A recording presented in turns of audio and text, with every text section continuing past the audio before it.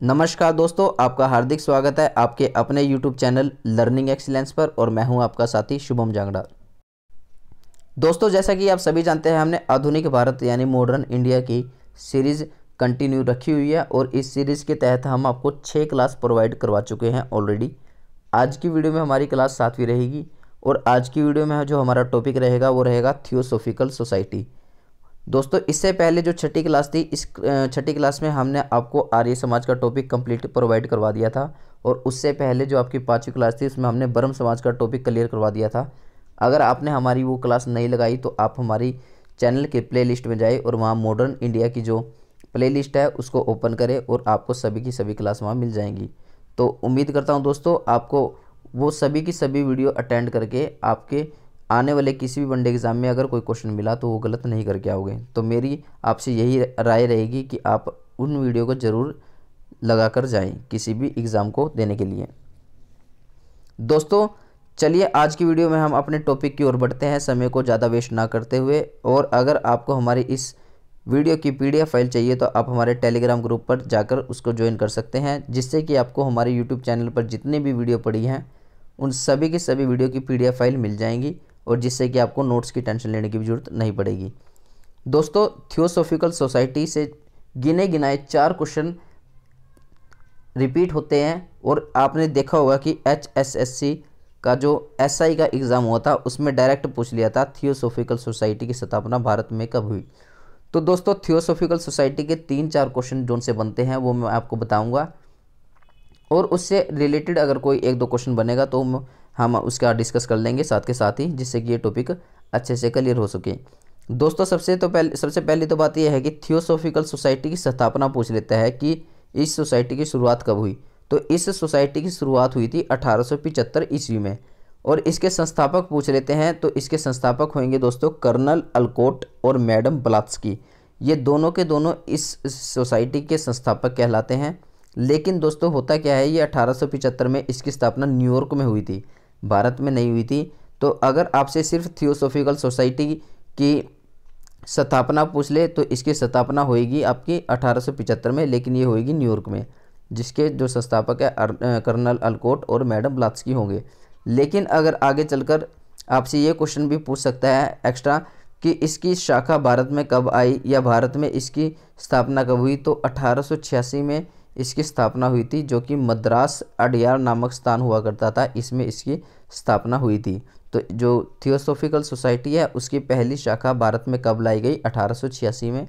और 1886 में ही दोस्तों याद हो आपको, हरियाणा में कांग्रेस की पहली शाखा लाई गई थी। अम्बाला लेकर आए थे, राय बहादुर मुरलीधर लेकर आए थे। तो दोस्तों, उससे याद रखना कि आपकी जो भारत में पहली शाखा है थियोसॉफिकल सोसाइटी की 1886 में आई थी, मद्रास अडयार नामक स्थान पर। दोस्तों, इस सोसाइटी की स्थापना का मेन कारण क्या था, इसका मेन मकसद क्या था कि ये पुराने धर्मों को जीवित करने के लिए इस सोसाइटी की स्थापना की थी। क्योंकि इस सोसाइटी का मानना क्या था, ये पुनर्जन्म में विश्वास करती थी। जैसे कि हम कहते हैं ना कि हम पहले जन्म में क्या थे, अगले जन्म में क्या होंगे, तो मतलब ये पहले वाले जन्मों में भी विश्वास किया करती थी, पुनर्जन्म बोल देते हैं जिसको। तो ये पुनर्जन्म में विश्वास रखा करती थी सोसाइटी, इसलिए पुराने धर्मों को जीवित करने के लिए इस सोसाइटी की स्थापना की गई थी। श्रीमती एनी बेसेंट आयरलैंड की महिला थी। दोस्तों, ये आयरलैंड की एक महिला हुआ करती थी जिसका नाम है श्रीमती एनी बेसेंट। ये भारत कब आई थी, 1893 में। और आगे चलकर ये 1917 में कांग्रेस की अध्यक्षता भी संभालेंगी और प्रथम महिला अध्यक्ष कहलाएंगी। तो दोस्तों, अगर आपसे डायरेक्ट क्वेश्चन ये पूछ ले कि भारतीय राष्ट्रीय कांग्रेस की प्रथम महिला अध्यक्ष कौन है, तो श्रीमती एनी बेसेंट है। और इन्होंने भारतीय राष्ट्रीय कांग्रेस की अध्यक्षता कब की थी, तो 1917 में की थी। तो इससे आपके जो 2 क्वेश्चन है वो कवर हो गए। श्रीमती एनी बेसेंट 1898 में सेंट्रल हिंदू यूनिवर्सिटी की स्थापना करती है, जिसको वर्तमान में बनारस हिंदू विश्वविद्यालय कह देते हैं। तो दोस्तों, इस यूनिवर्सिटी को बनारस हिंदू विश्वविद्यालय नाम देने का जो श्रेय दिया जाता है वो मदन मोहन मालवीय जी को दिया जाता है। और मदन मोहन मालवीय जी ये वही इंसान है जिन्होंने हिंदी भाषा का नाम देने का सुझाव दिया था कि जो आपकी भाषा है, जो हम बोल रहे हैं, जो यूज़ कर रहे हैं, इस भाषा को हिंदी कह सकते हैं। इस हिंदी का सुझाव किसने दिया था, मदन मोहन मालवीय जी ने। मदन मोहन मालवीय जी को 2015 में भारत रत्न से भी सम्मानित किया गया था दोस्तों, ये भी याद रख लेना, इंपॉर्टेंट रहेगा। तो दोस्तों ये रहा भारतवर्ष के लिए हिंदी भाषा का जो नाम सबसे पहले किसने सुझाव दिया था, मदन मोहन मालवीय जी ने। उसके बाद दोस्तों एक छोटा सा टॉपिक रहेगा सामाजिक सुधार अधिनियम का। हम इस टॉपिक को भी इसी वीडियो में कवर कर लेते हैं ताकि हमारे जो 2 टॉपिक है वो छोटी सी वीडियो में कवर हो सके, जिससे कि आपको आगे आने वाले एग्ज़ाम में कोई भी दिक्कत ना हो। इन दोनों टॉपिक से अगर कोई भी क्वेश्चन डिट्टो उठता है तो आप उसको ठीक करके आएँ। दोस्तों थियोसॉफिकल सोसाइटी से जितने भी इम्पोर्टेंट क्वेश्चन या इम्पोर्टेंट फैक्ट बनते थे हम सभी के सभी डिस्कस कर चुके हैं, क्योंकि थियोसॉफिकल सोसाइटी से गिने गिनाए सिर्फ 4 ही क्वेश्चन बनते हैं। इसकी स्थापना कब हुई, 1875 में। किसने की, मैडम ब्लात्स्की ने।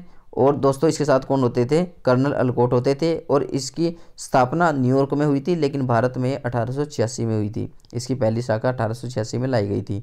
तो दोस्तों यही गिने चुने जो 2-3 क्वेश्चन है थियोसॉफिकल सोसाइटी से, याद रखना, हर बार यही रिपीट होते हैं, आने वाले HSC CT के एग्जाम में भी देखने को मिल सकते हैं। उसके बाद जो दूसरा टॉपिक रहेगा सामाजिक सुधार नियम। जैसे जैसे टाइम आगे बढ़ता रहा हमारे सामाजिक में नए नए सुधार होते गए, और जो हमारे सामाजिक में नए नए सुधार होते गए उन सुधारों से संबंधित हमने जो जो मेन इंपॉर्टेंट या मेन फैक्ट बनते हैं वो पढ़ने हैं। तो दोस्तों चलिए देखते हैं हमारा जो पहला सामाजिक सुधार अधिनियम है वो क्या हुआ। जब दोस्तों हमारे गवर्नर बनते थे, गवर्नर जनरल या वाइसराय बनते थे, इसकी मैंने स्पेशल आपको 2 वीडियो प्रोवाइड करवाई है, पार्ट 1 पार्ट 2 के नाम से। अगर आपको डिटेल से ये दोनों टॉपिक पढ़ने हैं, गवर्नर, गवर्नर जनरल और वाइसराय, ये टॉपिक अगर आपको डिटेल से करना है तो आप हमारी वो दोनों वीडियो जाकर लगा सकते हैं, जिससे कि आपको बहुत फ़ायदा होगा आपके आने वाले किसी भी वनडे एग्जाम के लिए।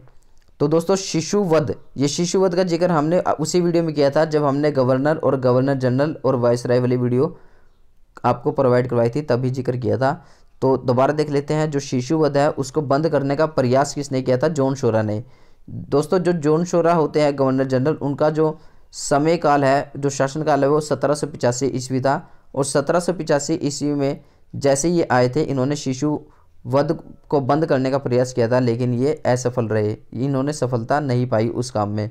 तो आगे चलकर जो इनके बाद आए थे लॉर्ड वेल्जली, इन्होंने 1804 में आते ही सबसे पहले शिशुवध को पूर्णतः यानी पूर्ण रूप से समाप्त कर दिया था।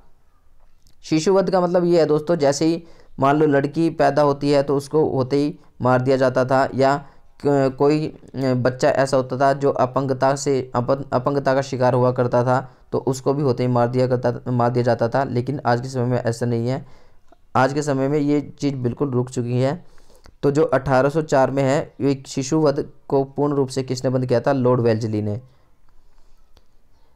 दोस्तों लॉर्ड वेल्जली ने खुद को बंगाल का शेर कहा था। ये क्वेश्चन एक बारी डायरेक्ट ऐसे ही रिपीट हो गया था कि किस व्यक्ति को बंगाल का शेर कहा जाता था, तो लॉर्ड वेल्जली को बंगाल का शेर कहा जाता है। और किस व्यक्ति को शेर ए मैसूर के नाम से जाना जाता है, तो टीपू सुल्तान वो व्यक्ति है जिनको शेर ए मैसूर के नाम से जाना जाता है। ये क्वेश्चन भी इंपॉर्टेंट रहेगा, याद रखना। दोस्तों राजा राम मोहन रॉय को राजा की उपाधि अकबर द्वितीय ने दी थी, याद रखना ये भी, क्योंकि पूछ लिया जाता है। क्योंकि राजा नाम लगाने से पहले इनको सिर्फ राम मोहन रॉय कहा जाता था, तो जैसे ही अकबर द्वितीय ने इनको राजा की उपाधि दे दी थी तो इनको उसके बाद राजा राम मोहन रॉय कहा जाने लगा। इसलिए याद रखना कि राजा राम मोहन रॉय को राजा की उपाधि अकबर द्वितीय ने दी थी। 1872 में नेटिव मैरिज एक्ट आता है, जो कि किसने शुरू किया था, जॉर्ज नॉर्थब्रुक ने। होता क्या है दोस्तों, नेटिव मैरिज एक्ट क्या होता है, आप अदर कास्ट में शादी कर सकते हैं, उसको नेटिव मैरिज एक्ट कहा जाता है। ये शुरू किसने किया था एक्ट, जॉर्ज नॉर्थब्रुक ने।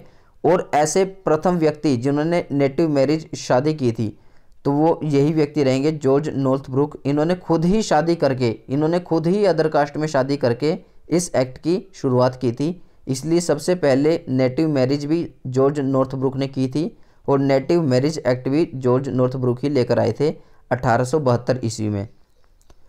1930 में दोस्तों एक शारदा एक्ट आया था। इस शारदा एक्ट का जिक्र हमने कल की वीडियो में भी किया था जब हम आर्य समाज पढ़ रहे थे। शारदा एक्ट के अनुसार दोस्तों होता क्या था, लड़की की जो एज है वो 14 वर्ष हुआ करती थी शादी की, और लड़की की जो एज होती है वो 18 वर्ष हुआ करती थी। मतलब ये दोनों लड़के और लड़की की एज का क्राइटेरिया हुआ करता था शादी के लिए।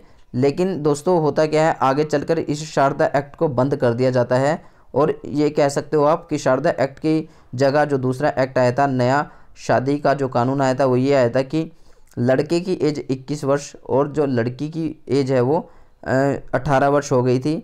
लेकिन वर्तमान समय में जो सुनने को मिल रहा है कि लड़की की एज भी शादी की 21 वर्ष हो चुकी है। तो आने वाले समय में हमें ये देखने को मिल सकता है कि लड़की और लड़के दोनों की जो शादी की एज है वो 21 वर्ष होगी।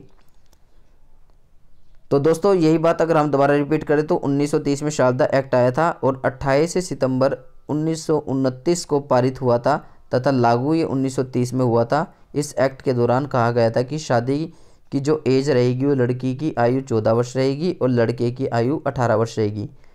ये जो एक्ट है वो किस लिए लाया गया था कि बाल विवाह को रोक सके। लेकिन यह एक्ट पारित अब ये जो एक्ट है वो अब बदल दिया गया है। इस एक्ट को बंद करके इसकी आयु बदल दी गई है। वर्तमान में जो लड़की की आयु है शादी की वो 21 वर्ष है और लड़के की जो आयु है वो 21 वर्ष है। लेकिन पहले लड़की की आयु जो है शादी की वो 18 वर्ष हुआ करती थी, लेकिन अभी हुई नहीं है वो एक्ट। उसका जो बिल है वो संसद में लाया गया है, लेकिन अभी उसको पास नहीं किया गया। जैसे ये पास किया जाएगा तो लड़की की आयु 21 वर्ष कर दी जाएगी। दोस्तों हाल ही में जो संसद भवन है, संसद भवन में ये बिल लाया गया है। इसमें लड़की की जो आयु है वो 18 वर्ष से बढ़ाकर 21 वर्ष कर दी गई है और ये प्रस्ताव जैसे ही जारी कर दिया जाएगा तो लड़की की आयु शादी की 21 वर्ष हो जाएगी 18 वर्ष से बढ़ाकर। तो दोस्तों ये तो थे सामाजिक सुधार अधिनियम। भाई अभी पहले के समय से लेकर अब तक वैसे तो बहुत सुधार हुए हैं, लेकिन आपको सिर्फ वो मेन पढ़ने हैं जो आपके एग्ज़ाम के पॉइंट ऑफ व्यू से आते हैं। तो ये तो थे दोस्तों आपके 2 टॉपिक हमने इस वीडियो में कवर कर लिए, सामाजिक सुधार अधिनियम और आपका दूसरा टॉपिक था थियोसॉफिकल सोसाइटी। तो दोस्तों ये थे हमारे आज के टॉपिक और उम्मीद करता हूँ कि आपको अच्छे से समझ आ गए होंगे। अगर आपको इसमें थोड़ा सा भी डाउट लगे या किसी भी चीज़ को लेके इशू लगे तो आप कमेंट कर सकते हैं। और अगर आपको इस वीडियो की PDF फाइल चाहिए तो आप हमारे टेलीग्राम ग्रुप ज्वाइन कर सकते हैं। वहाँ से आपको इसकी PDF फाइल मिल जाएगी। आपको हमारे YouTube पे जितने भी वीडियो पड़ी हैं उन सभी की सभी वीडियो की PDF फाइल उस चैनल पे मिल जाएगी, टेलीग्राम वाले ग्रुप पे। तो आप वहाँ जाकर इन सभी की सभी वीडियो की PDF फाइल प्राप्त कर सकते हैं, जिससे कि आपको नोट्स की भी टेंशन लेने की ज़रूरत नहीं पड़ेगी। तो चलिए दोस्तों मिलते हैं हम अपनी नेक्स्ट वीडियो में, अपनी नई वीडियो में, अपने नए टॉपिक के साथ, नई वीडियो के साथ। आज के लिए इतना ही। उम्मीद करता हूँ मेरी ये वीडियो आपके लिए बहुत सक्सेसफुल करवाएगी आपको और मेरी ये वीडियो आपके लिए बहुत हेल्पफुल साबित होगी आपके आने वाले वनडे एग्ज़ाम के लिए। धन्यवाद दोस्तों। जय हिंद, जय भारत।